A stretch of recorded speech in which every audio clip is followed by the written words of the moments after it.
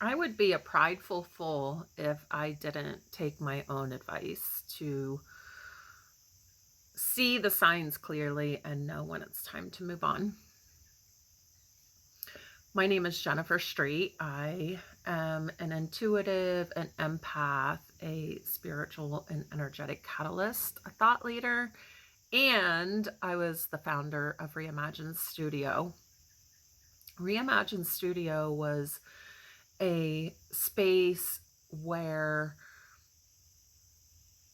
my messaging was to help people to see that there's a different way to see life. There's a different way to experience life, and through self-development and seeing things from a different perspective, that's how we can access those parts of us. But what's super interesting is I think I was unconsciously accessing parts of myself through this business. And what I've come to realize is that I have a greater purpose, and I'm not really sure what that is. How this business was built when I moved into an actual physical location a year ago, it was built on fear. It was built on scarcity. It was built on lack. And yeah, it's hard to admit that. I left nursing and I was like, I need an income. What am I good at? And so that's kind of what I did. I threw spaghetti at the wall. And what I have always kind of gravitated toward is understanding how what we think is what we get, and that we create our own reality. So with that being said, I can no longer ignore the signs that I've outgrown this space and this container. So when we are attached to a certain outcome, we get tunnel vision, and how we help people has to show up in this way. And when we're looking for that way, we don't see the field of potential out here. We're completely just over here looking, but yet there's, 99% of potential out here that's being overlooked. And I can see how I was like, it has to be this way, and it can't be any other way but this way. And another thing, when you're attached to outcomes, like anything else can look like failure if it's not the way you want it to be. You also, or for me, my emotional state was oftentimes cycling around this, like my thoughts about myself. And when you're able to pull back from that and see yourself in a clearer way and start to tune into your body, well, for me, I keep using the you, but I'm really speaking about me. So my apologies. But what I started to notice was, like, anytime I would sit down to do this work, even though I love YouTube creation, I love digital creation, I love helping people, I love sharing my thoughts, and I have a very unique story. I have a very powerful story. I have a lot to say. The container in which I was holding it is not the container for me any longer. So I have been receiving like symbols around this, and nudges, and I just was like, well, like maybe I'm imagining it. Maybe I'm not really reading this clearly. But when I woke up this morning, and literally first thing in my face was, it's time for this to end. It was like, okay, that's it.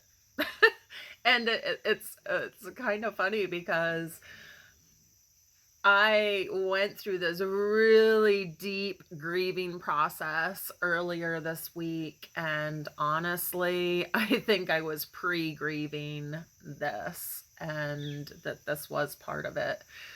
But let me tell you a little bit about symbology. So this right here, my tomato plant,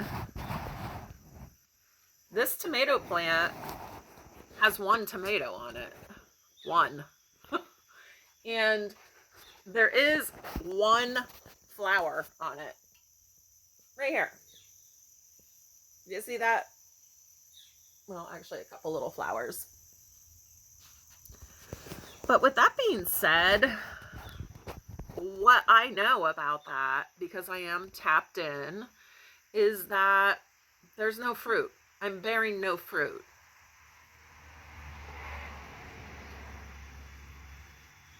The traffic out here is driving me crazy.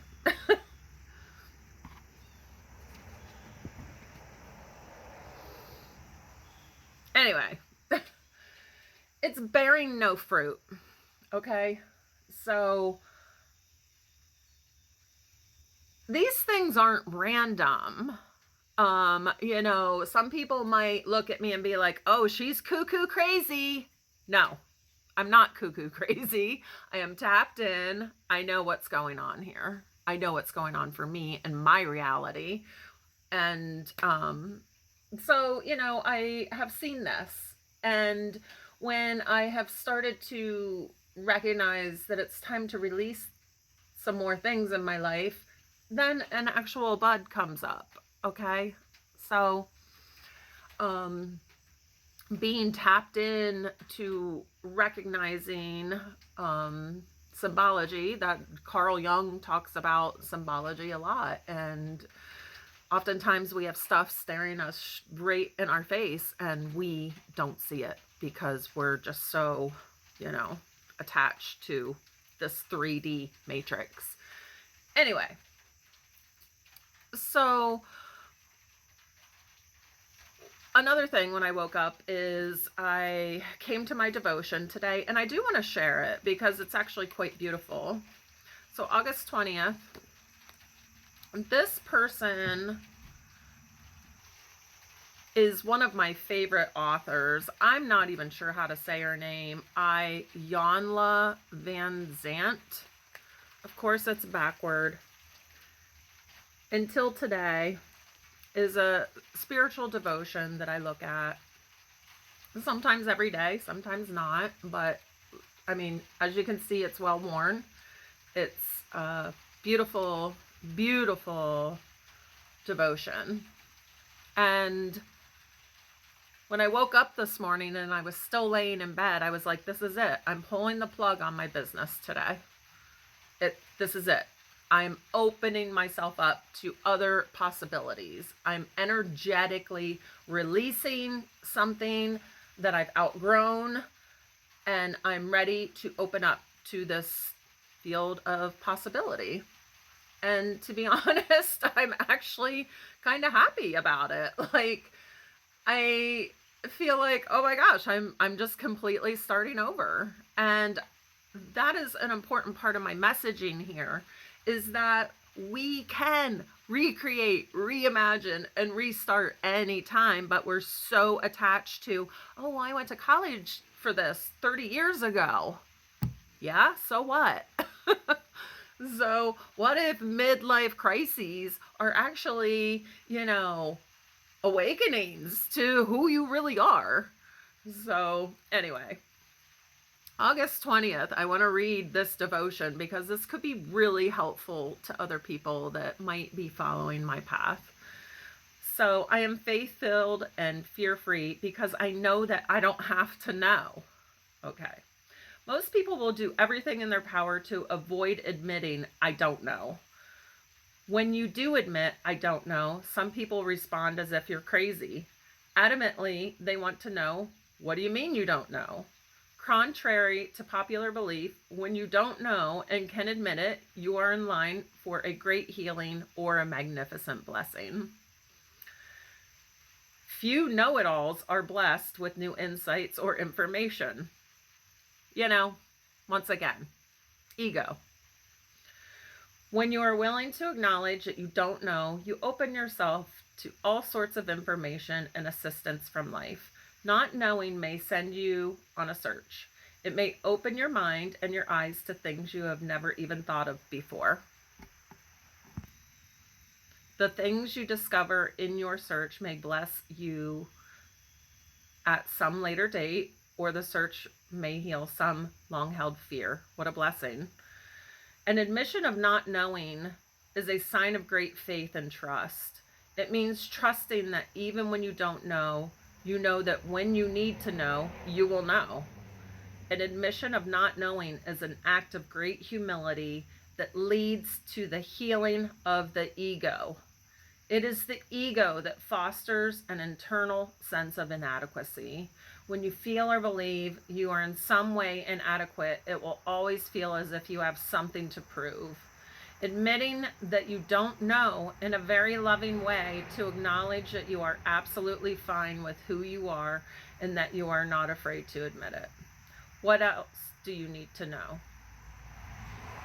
Until today, you may have believed that it was your day and your responsibility to know everything. Just for today, be open and willing to admit that you don't know. Open yourself to receive new information from expected and unexpected sources. And then at the bottom it says, today I am devoted to acknowledging what I don't know, finding new paths of discovery, and incorporating new information into my data bank. So there you have it. Like, there's another sign.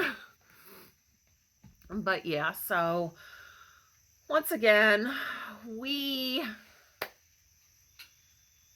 as people become very attached to these things, and it's okay to say goodbye.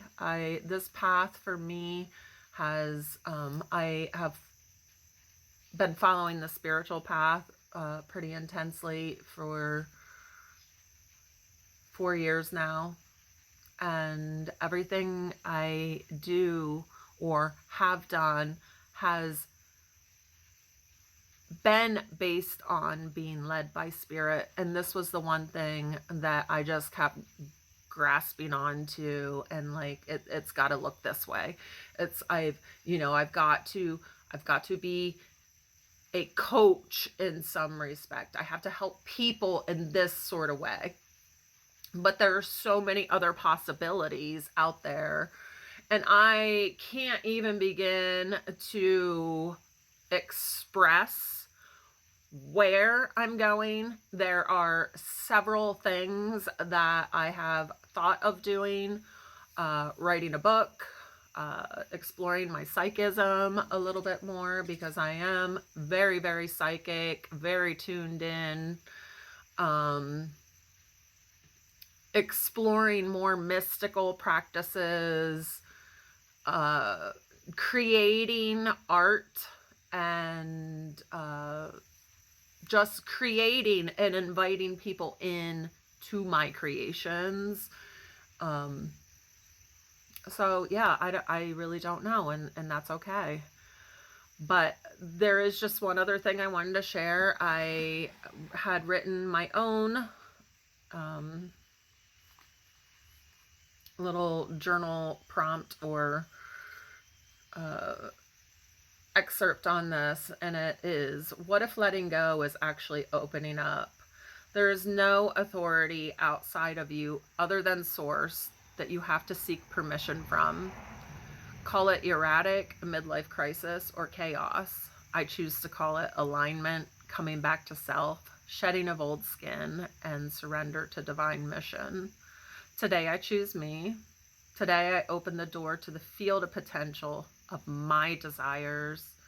Today I walk into the unknown, brave, unafraid, ready. So there we have it. If you are hearing this message right now and you are on the precipice of stepping into the unknown, this might be your sign. If your intuition is telling you certain things, learn to trust that. So I think that's all I have. And until next time.